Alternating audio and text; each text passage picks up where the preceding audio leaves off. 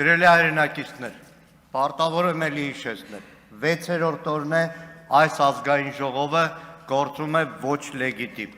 որովհետև քաղբանտարկյալ Արթուր Սարգսյանը Հայաստանի ազգային ժողովի պատգամավոր զրկված է 6 օր շարունակ խորհրդարանի աշխատանքներին մասնակցել։ Ինչ վերաբերում է Արուշ Արուշանյանին, Հարամազյանին, Մխիթարին, այսօր էլ անարդար ձևով ձերբակալվեն, էլի կանգնելու ենք իրանց կողքը, ցանկացած մեր հայրենակցի կողքը։ Իսկ դուք սովոր եք, ձեր իշխանությունը սովոր է, էլի, անարդար ոնց պահեն։ Քաղաքացիական պայմանագիր խմբակցությանը մի հարց ունեմ, ձեր մեջ Արգենտինայի ֆուտբոլի հավաքականի երկրպագու կա։ Կա։ Լավ, պարոն Վարդապետյան, մի պահ հետո կանդրադառնամ, բայց գիտեք, այս մի շաբաթ է, կարծեք հավատաքննություն է այստեղ գնում։ Երկու խմբակցություններին սիստեմատիկ հարց են տալիս Հայաստանի Հանրապետության սուվերեն տարածքը որքան է։ Այս 6 օր է, այս քարտեզն ասում են, ուզում ես, քարտեզը որն է։ Չգիտեմ, օրինակ, ֆրանսիացիներից քանի հոգի գիտեմ, Ֆրանսիայի օրինակ տարածքը քանի հազար կամ չգիտեմ ինչ քառակուսի կիլոմետր է, չգիտեմ, ռուսներից։ Օրինակ արգենտինացիները գիտեն քանի կիլոմետր է Արգենտինայի տարածքը, սուվերեն տարածքը։ Բայց դա չի խանգարում, որ Արգենտինայի ազգային հավաքականը համարելով խախտում, սպորտա, չգիտեմ ինչ քաղաքականը անգլիացիների հետ խաղից պաստար բարձրացնեն, որ այդտեղ էլ կարևոր քաղաքական հարց կա։ Իրենց համար մարմնյակ կղզիներն են, ոչ թե ֆոլկլենդներ։ Ու դրանից հետո Անգլիան պատերազմ չհայտարարի Արգենտինայի։ Իրան հետ պատերազմ չաներ։ Բազմաթիվ երկրներ, Գերմանիան, երբ որ եղանակի տեսության ժամանակ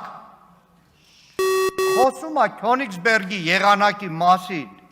այդ նշանակում է տարածքային պահանջ ներկայացնել, գիտեք, բայց ամեն անգամ, որ լսում է Հայաստանի սուվերեն տարածքը որքան է, քանի հազար քառակուսի կիլոմետր է, ու այլ երկրների նկատմամբ տարածքային պահանջ ունեք, ցենց ամեն անգամ հետ էի գնում իմ անցած 15-20 տարվա կյանքը, որովհետև այդ անցնող բոլոր տարիներին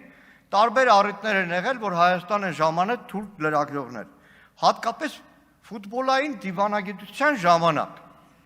Ու այդ ժամանակը, որ թուրք լրագրողները հատկապես դե դաշնակցական եմ, հարցազրույցներում դուք տարածքային պահանջ ունեք Թուրքիայի նկատմամբ, տարածքային պահանջ ունեք Թուրքիայի նկատմամբ, բայց երբեք հարց չեն տվել Արարատի մասին։ Մենակ տարածքային պահանջ։ Բայց այստեղ կա մի կարևոր բան։ Դեռ 98 թվականին ադրբեջանցի լրագրողների մեծ խումբ եկել էր դաշնակցության գրասենյակ։ Արմեն Ռուստամյաններ, ես եւ մեր հանգուցալ գերագույն մարմնի ընկերներից մեկն էր։ Բազմաթիվ հարցեր տվեցին, որ լավ 100 տարի է դուք պայքարում եք, չեք օգնում, պատասխանեցինք իրենց հանրապետության հիմնադիր Ռասուլզադեի խոսքերով, թե մեկ անգամ բարձրացած դրոշը այլևս չի գնում։ Բայց չեղավ գետ մեկ ադրբեջանցի, որ համարի, թե մենք ու Հայաստանը տարածքային պահանջ ունենք Ադրբեջանի նկատմամբ, որտեղ իրենց համարել էր հասկանալի, որ Արցախը Ադրբեջանի դեմ տարածքային պահանջ չէ, ինքնորոշման հարց է։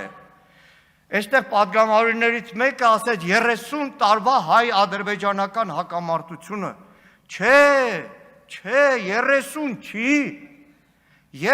չի, այդ հակամարտությունը շարունակվել է Արարատ ու Նևչի խաղերով, այդ հակամարտությունը շարունակվել է Դեմիրճան Ալիև, այն ժամանակվա կոմունիստական կուսակցության կենտրոնական կոմիտեների առաջի քարտուղարներ եղած ժամանակ, այդ հակամարտությունը շարունակվել է 80-ականներին, երբ որ հանգուցյալ կար, երկրաբան էր, բայց զբաղվում էր ազգային հարցերով, բազմաթիվ նամակներ էր ուղում, Անդրոպով, ՑԿ, ստորագրահավաքներ էին արվում,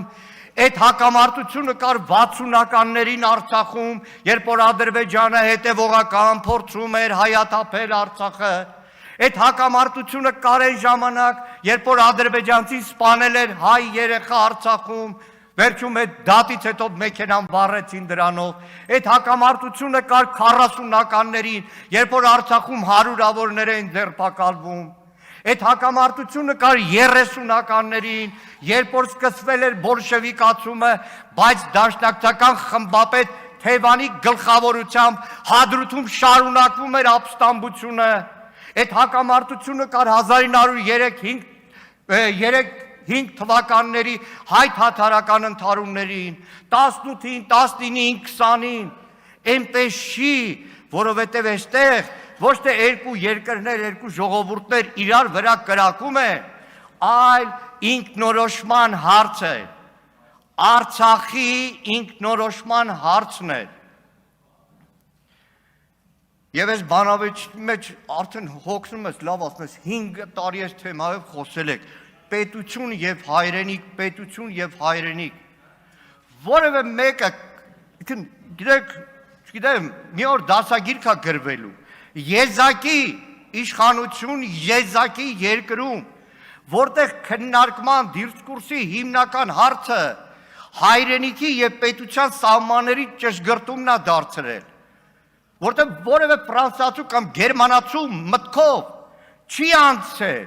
չի անցնում, որևէ ճապոնացու մտքով չի անցնում, ինքը գծի իր սահմանները, իր հայրենիքի սահմանները պետական սահմանների մեջ, պետական սահմանների մեջ։ Տիկին Մարիա Կարապետյանը, որ տարբեր առիթներով եղել է Թուրքիայում, ես էլ եմ եղել շատ առիթներով, անգամ Էրդողանին եմ դեմ դիմաց տեսել, Հարգելի գործընկերներ, մի ընդհատեք։ Բայց նույն Թուրքիայի քաղաքական խոսույթում այդ ամբողջ տափաստանները Միջին Ասիայի հայրենիք է իրենց համար, որևէ մեկը տաջիկ, ուզբեկ,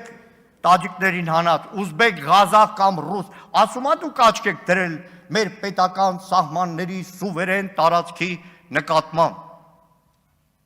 Եվ իրականում ես հասկանում եմ այն մոտեցումը, որ իշխանության այս ամբողջ քարոզության մեջ է, այդ քարտեզը ամենտեղ ցույց տալ, քարտեզն ամենտեղ ցույց տալ, անկեղծ եմ ասում, որպես Հայաստանի Հանրապետության քաղաքացի շատ վատ եմ զգում, էլի։ Պարսկաստան, առաջնորդի թաղմանը շատ վատ եմ զգում, որ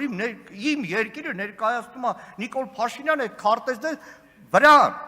որովհետև այսինքն պարսիկ պաշտոնյաների մտածումն է այդ պահին մտքովս ելքի, ինչ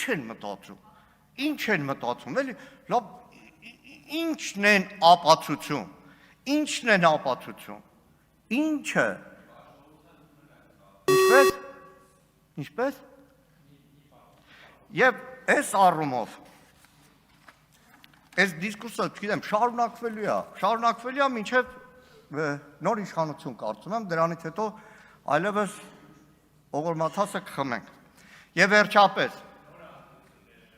հա, ոչինչ, 17-ին էլ էր նոր եղել ընտրություն միջոց, հա։ Իմիջիայլոց չեմ կարող այսօրվա իրականում ամոթի օրվան չանդրադառնալ։ Շատ կարճ, բայց ասեմ այս իշխանության եկեղեցու դեմ պայքարը։ Երբեմն ԿՊ պատգամավորներ ինձից նեղանում է, որ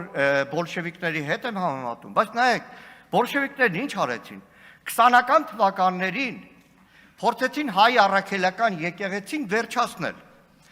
ամենաուժեղ եկեղեցին, որպես համայնք, Թիֆլիսն էր, Թիֆլիսից սկիզբ առավ, հետո տեղափոխվեց Հայաստանի, սովետական Հայաստան, ազատ եկեղեցու շարժում սկսեցին, լրիվ մոտավորապես այն ինչ որ այս տարիներին Հայաստանում էր, այնտեղ կար մի հոգի եպիսկոպոս, որի անունը հիմա չեն հիշում, վարդապետ, լրիվ նույն թեզերը գրավում էին եկեղեցի, թերթ էին տպում, քննադատում էին վեհափառին, բարեփոխում էին պահանջում, պարտվեց էդի, որ պարտվեց երկրորդ քայլն եկավ, սկսեցին ձերբակալել եպիսկոպոսների, 2 եպիսկոպոս, իմիջիայլոց Արտակ եպիսկոպոսի անունով Գյումրիում մեն փողոցն է, որտեղ հիմա Միքայել Սրբազանն է, էդ էլ չհաջողեց, հասան վերջին կետին, մայրաթոռում խեղտամա արեցին խորեն վեհապարին։